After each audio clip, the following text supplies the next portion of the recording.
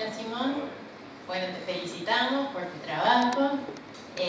Partís de un claro posicionamiento político que muchos de nosotros podemos o no compartir, pero bueno, es interesante que lo tengan, lo defiendan, lo fundamentes y que también si hay otras personas que piensan distinto lo puedan expresar.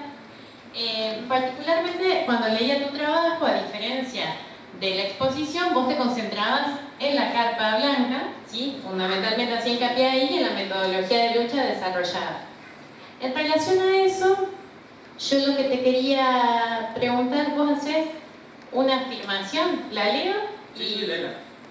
Dice, la historia de la docencia argentina estuvo caracterizada por la protesta de los asalariados y por una mala o desregularizada respuesta del Estado como empleador y prestador del servicio educativo. ¿Sí? De alguna manera vos trataste de hacer una relación entre las coyunturas económicas y la situación de la educación. Ahora, a mí me gustaría que, volver sobre esa pregunta y ver por qué, qué otro tipo de protestas de asalariados vos podés vincular a las protestas docentes. ¿Tenés en la mente algunas otras protestas que hayan confluido con las manifestaciones docentes? Principalmente lo que yo te puedo hablar, ¿no? Yo esa parte de la historia, yo tengo cuarto año, todavía no lo vi. Lo que sí yo te puedo hablar es de la época de los 90, de los piqueteros, ¿no? El método piquetero que surge en Neuquén por el cierre de IPF y en el norte argentino por el cierre de Somisa. Y además están las huelgas que realizaron los docentes, por ejemplo, esta de los 42 días, que me dijeron, fueron una de las causas. Alicia Hurtado me dice, yo aprecié en su momento a radical, a Alfonsín, pero le tuvimos que hacer 42 días de paro porque no daban respuesta. En la época de la época militar, la Junta Militar, yo les adjunté las entrevistas y esa parte la edité. Ellas dicen que fue la época más oscura, más terrible, la peor época para el sindicalismo, donde no pudieron hacer siquiera una huelga. Y anterior a esto, si no me confundo, estuvo el Cordobazo, fue una manifestación social también. Sí, no.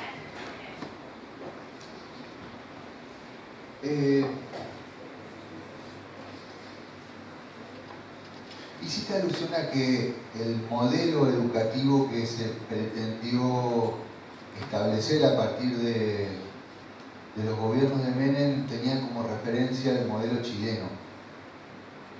Y hablaste de, si no me equivoco, corregime, de una política de privatización del sistema educativo. Dos preguntas respecto de eso. ¿Cuál sería el modelo chileno, de acuerdo a tu perspectiva? Si se pudo aplicar el modelo chileno, ¿y por qué hablas de una política de privatización de la educación durante ese periodo?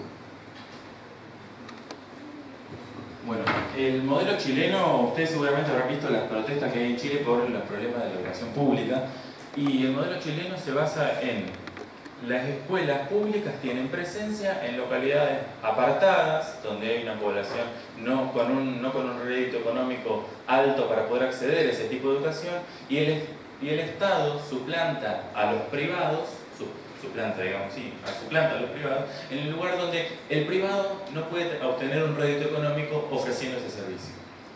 Es el mismo sistema que hay en Estados Unidos. ¿Con tu pregunta?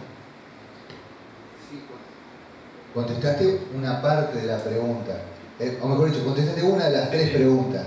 La otra pregunta era si ese modelo se aplicó en Argentina. Y la tercera era si podrías explicar por qué vos aludís a una política de privatización de la educación durante ese periodo. Justamente. En esa época y antes también, ¿no? Aparte, en realidad, la educación privada comienza a aparecer, según me contaron estas mujeres y lo que pude leer en un libro que yo cito de Albergucci, Educación y Estado, a partir de 1976, donde la educación totalmente pública comienza a tener un competidor, que es la educación privada, pero hasta 1988, la educación privada no tenía ningún beneficio del Estado. A partir de 1988 es donde los privados, algunos obtienen los subsidios donde el Estado les pagaba los sueldos, y a partir de Menem, los colegios privados tienen el terreno llano para poder competir con las escuelas, para poder competir justamente con las escuelas públicas, y además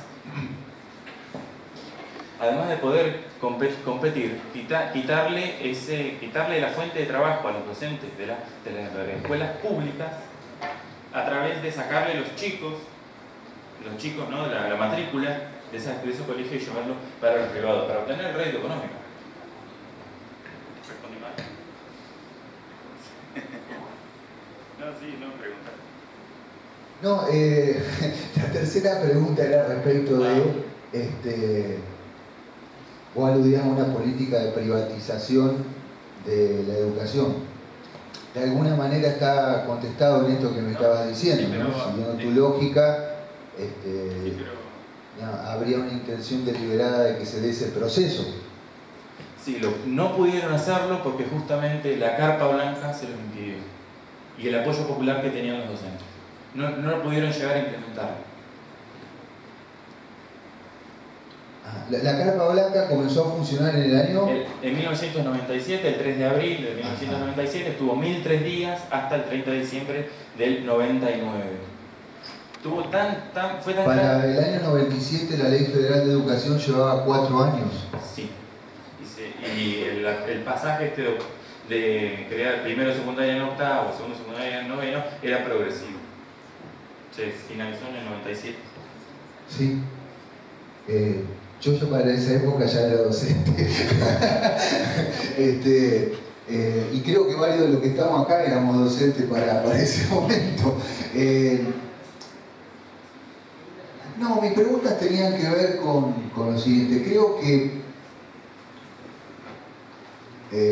Creo que había algún tipo de intención respecto de, o se tomó como en algún momento, algunos tenían como modelo el sistema educativo chileno,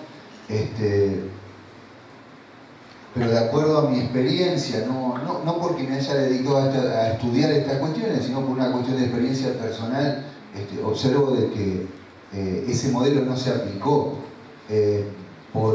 Afortunadamente no logró ponerse en práctica. Mi experiencia tiene que ver con lo sucedido en la provincia de Santa Fe. No tengo ni la intención ni argumentos para defender el proceso menemista, ni lo pretendo hacer, pero sin embargo observo algunas cuestiones que, más allá de todos los problemas que tuvo la Ley Federal de Educación y que algunos de ellos vos mencionaste, hay algunos aspectos que habría que considerar. No sé si valorar en forma positiva o negativa, pero por ejemplo, más allá de todos los problemas que tuvo la implementación del octavo y noveno año, que sí, como vos decís, antes era el primer y segundo año de la escuela secundaria y estaba a cargo de profesores. Comenzaron a trabajar maestros en el primer y segundo año de la secundaria con todos los problemas y los limitantes que eso sugiere, pero desde el punto de vista financiero, como vos te referías en varios pasajes de tu educación, te referiste al punto de vista financiero, eso significó una inversión bastante importante por parte del Estado para poder refuncionalizar escuelas, para poder incluir en algunas escuelas el octavo y el noveno año. La creación del polimodal, que era la definición con la cual se la caracterizó a lo que quedó de la vieja escuela media, también implicó un plan de inversiones que no sé hasta qué punto digamos, fue muy importante en otras provincias, pero creo que en la provincia de Santa Fe se notó eso. Y con esto no estoy queriendo defender política, simplemente trato de ser lo más objetivo posible. Y después pasó una cosa en la provincia de Santa Fe, al menos, que uno podría hablar horas acerca de todos los problemas que generó la implementación de la Ley Federal de Educación. pero me parece que habría que rescatar el plan social educativo y sobre todo las bibliotecas que llegaron a las escuelas. Yo trabajé en varias escuelas secundarias que no tenían un solo libro o que tenían libros viejísimos y en desuso de tan viejos que eran, y de golpe y porrazo con el plan social educativo se encontró con una biblioteca actualizada y bastante bien provista de libro a partir de eso. No estoy con esto queriendo decir, no estoy queriendo hablar maravillas de eso, sino tratando de matizar algunas cuestiones que tienen que ver con la implementación de la ley. Y mientras vos hablabas, me quedé pensando respecto de cuál era el pliego de reivindicaciones que se planteó al momento de iniciarse la Carpa Blanca. Y a partir de qué acciones o medidas del gobierno fue que se logró levantar la Carpa Blanca. Digo, porque esa es otra cuestión que habría que ponderar, ¿no? Por un lado. Y acá como que me estoy poniendo un abogado del diablo, porque siempre pienso en el pliego de reivindicaciones que planteamos desde el sindicato de que yo formo parte en la provincia de Santa Fe, que es uno, y las razones por las cuales levantamos las medidas de fuerza al final de haber acordado algunas de esas cuestiones que tienen que ver con el pliego de reivindicaciones que se había planteado originalmente. Por ahí suele pasar que quedan en el pliego un montón de cosas que no son reconocidas y que se resuelven o que se llega a un acuerdo con la patronal a partir del aumento salarial básicamente a los docentes activos. Digo, tomando como ejemplo eso, no sé si vos pudiste ver eso cuando trabajaste el tema de la Carpa Blanca. Digo, el pliego de reivindicaciones y concretamente, digamos, los factores que hicieron posible el levantamiento de la Carpa. Bueno, sí, es verdad, muchos movimientos sociales se levantan de la noche a la mañana y no con todas las luchas ganadas. Por ejemplo, el aumento de sueldo que tuvieron fue de 60 pesos. Lo que sí que pudieron conseguir, que era lo que ellos querían, es que el Estado vuelva a financiar le pasara fondos nacionales a las provincias para poder sustentar el sistema educativo. Por eso es la defensa de la escuela pública, para que no desaparezca. Porque la escuela estaba totalmente desfinanciada porque el Estado no se la pasaba al dinero, ¿no? Sí, obviamente tuvieron, pero ya lo último, imagínense que a números más o menos de dólares, ¿no? En ese momento un peso un dólar era 65, es como 65.000 pesos hoy. En sindicatos que si bien eran grandes, no eran tan grandes como hoy, y además no cobraban cuotas mínimas. La cuota era de 18 pesos.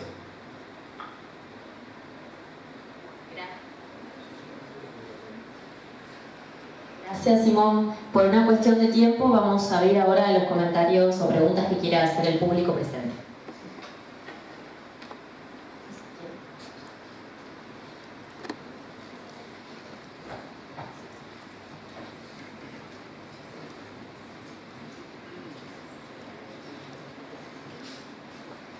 ¿Qué tal? Buenas tardes. Primero quiero aclarar que el aporte estatal a los colegios públicos viene de la época de Perón, no del 88. A los colegios privados estoy hablando, ¿no? El aporte estatal viene del primer y segundo gobierno peronista. A los colegios, digamos, que se llaman públicos de gestión privada. Vamos a ver bien en los términos. No de esa fecha. Después, paro docente en época de gobierno militar hubo, y yo fui partícipe en el año 79, paro de la CETERA. O sea, esos datos no los tenías muy precisos. Yo te quería hacer una pregunta si vos sabías, o si me podés responder, ¿qué porcentaje del presupuesto, o qué era del presupuesto, para aporte de los colegios privados? No, ese dato en verdad no lo tengo. Para privado específicamente no lo tengo. 8%.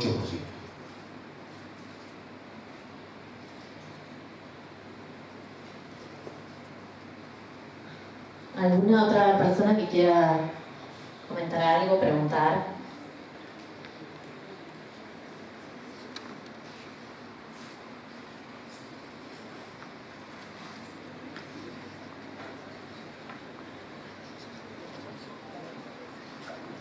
Buenas tardes. Felicitarte por la firmeza de tu exposición, aunque debo reconocerte que en muchas afirmaciones tuyas no estoy de acuerdo. Comento, por ejemplo, para vos o para otros colegas, en la implementación, por ejemplo, de la ley federal, no sé cómo ha sido en otras provincias, pero por ejemplo, desde el Vamos, en Santiago del Estero, el séptimo, el octavo y el noveno fue asumido por profesores desde el Vamos, o sea, nunca han tenido maestros ellos en el séptimo, en el octavo. No se ha planteado ese problema que vos dijiste, por ejemplo, de que maestros tenían que enseñar física, ¿no? Porque lo han asumido los profesores desde el comienzo de la implementación. Después, decirte que medio que no sé si por la siesta o qué, pero como que se me perdió el horizonte de tu problema en la investigación, ¿no? Porque yo cuando vos presentaste el tema de la capa blanca, realmente pensé que ibas a focalizarte más en el tipo de lucha y todo lo demás, y como que no, se me perdió un poco cuál era tu problema, cuál es la hipótesis del trabajo. No sé si, pido perdón si se me perdió a mí, como digo, ¿no? Por el horario, o si me lo podrías explicar o repetir, porque sinceramente no me quedó. Primero, con respecto a eso de la Ley Federal de Educación, en la provincia de Buenos Aires y a las personas que yo entrevisté, les pasó así. Eran maestras y tuvieron que darle a chicos de noveno año. Maestras de primaria, ¿no? Que tenían chicos de 7, 8 años y bueno, pasaron a tener hasta chicos de 15 años. No sé de qué provincia sos y cómo ha sido. Por lo menos en Buenos Aires fue así. Y la hipótesis es que la carpa blanca fue el cambio más, el pacífico y simbólico más grande de la democracia argentina, ¿no? Ellos hicieron una huelga de hambre enfrente al Congreso, que no se había hecho de forma tan grande. Había gente que se encadenaba al frente al Congreso, pero no estaba organizada en un sindicato que venía de la CTA, de la CETERA y todos los gremios afiliados a la CETERA.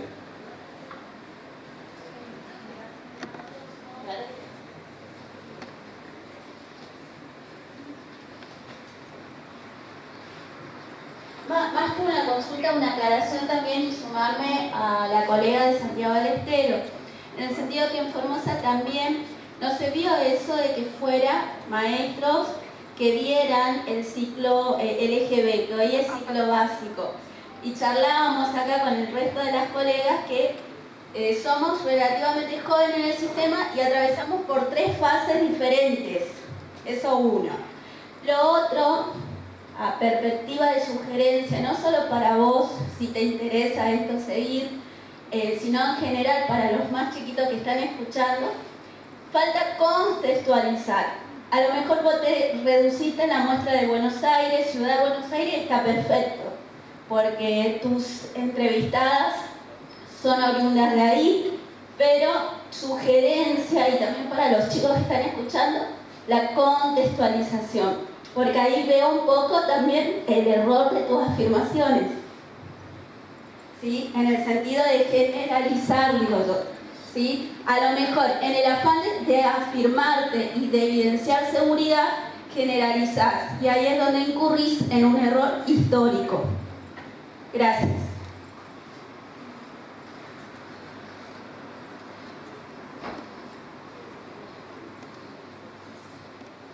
Sí, yo soy de Entre Ríos y creo que hay colegas acá de Entre Ríos también. En nuestra provincia, el séptimo grado, que pasó a ser el primer año, en algunas escuelas, para aclarar, habiendo maestros de séptimo grado titulares, cuando se pasó al primer año del EGB, ese maestro titular pasa al primer año a dar clase, queda con su cargo, pero a partir del segundo año y tercero quedaron a cargo de profesores. En otras escuelas, es el caso en el que estoy trabajando, era una escuela secundaria y al pasarse al EGB 3, el primer año estaba a cargo de profesores. O sea que teníamos dentro de la misma provincia esa, si podemos decir, diversidad en cuanto al primer año, en algunos colegios con maestros, primer año, y en otros colegios, primer año con profesores.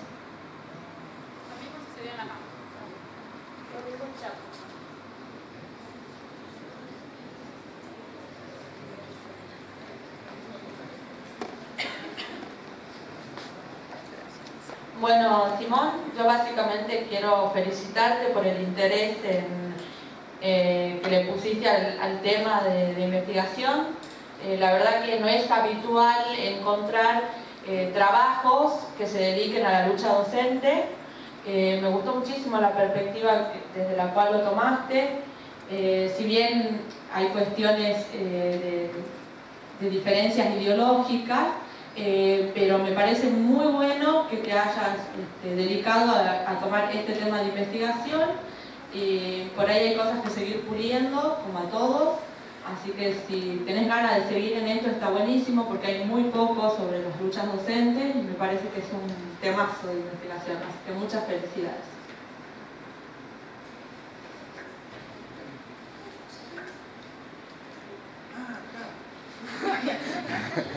Seguí la cámara. Yo escuchaba que alguien hablaba, pero no sabía dónde. Bueno, un poco para cerrar, comparto lo que estaba diciendo la colega respecto de que se trata de un tema sumamente interesante, que forma parte de un ciclo de protesta que sin lugar a dudas es muy importante en la historia argentina, y que particularmente para la historia sindical de la docencia argentina, como vos bien lo planteaste, el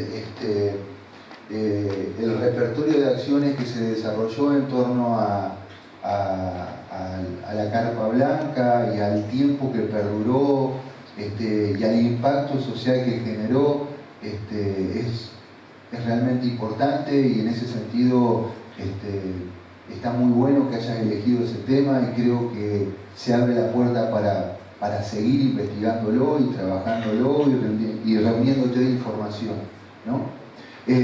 Lo otro, lo que creo que de alguna manera, lo bueno de estar en este ambiente es que nos encontramos con representantes de todas las provincias. Y en algunos aspectos descubrimos que la Argentina es federal y que los procesos no se dan exactamente igual en todos lados, ¿no? Y la implementación de la ley federal, más allá de que puede haber tenido repercusiones similares en muchos lugares, la forma en que se llevó a cabo no fue igual. Por ahí Santa Fe se puede asemejar un poco más a lo que sucedió en provincia de Buenos Aires, tal vez, pero como explicaban las otras colegas, los procesos fueron distintos en Santiago, en Entre Ríos, en Córdoba. Entonces, desde esa perspectiva, digamos, el federalismo funcionó, ¿no? Uno después puede evaluar la manera en que funciona y considerarlo en términos positivos o negativos y posesionarse políticamente, pero indudablemente de que por ahí hay que tener cuidado con las generalizaciones porque pasan estas cosas. Más allá de eso, te felicito por el trabajo y bueno, ojalá que lo puedas continuar, que puedas seguir profundizando sobre esa cuestión. Sí, la idea de continuación del trabajo es a partir del 2001, porque justamente los tres entrevistados me dijeron que los recortes grandes de educación no fueron en esa época, fueron del 2001 en adelante, hasta el 2003.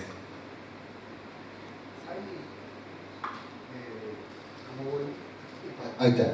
Como volviste a mencionar el tema de las entrevistadas, Hay una cuestión que no refiere a tu trabajo en sí, sino al conjunto de trabajo que hemos estado escuchando y que seguramente vamos a trabajar.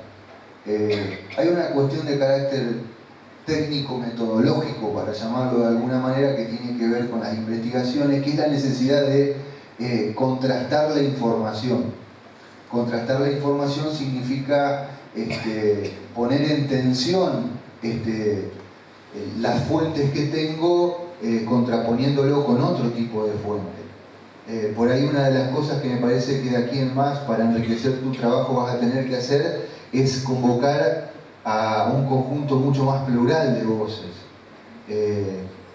Considerar, entrevistar inclusive aquellos actores que estuvieron a favor de la implementación de la ley federal, aquellos actores, porque también esas otras voces forman parte del proceso, ¿no? Y de la puja en el proceso. Y para poder ver las miradas distintas, para poder considerar contrapuntos, porque si no es como que tenemos una sola perspectiva respecto de los sucesos, que no está mal, pero que me parece que en última instancia termina siendo sesgado, ¿no?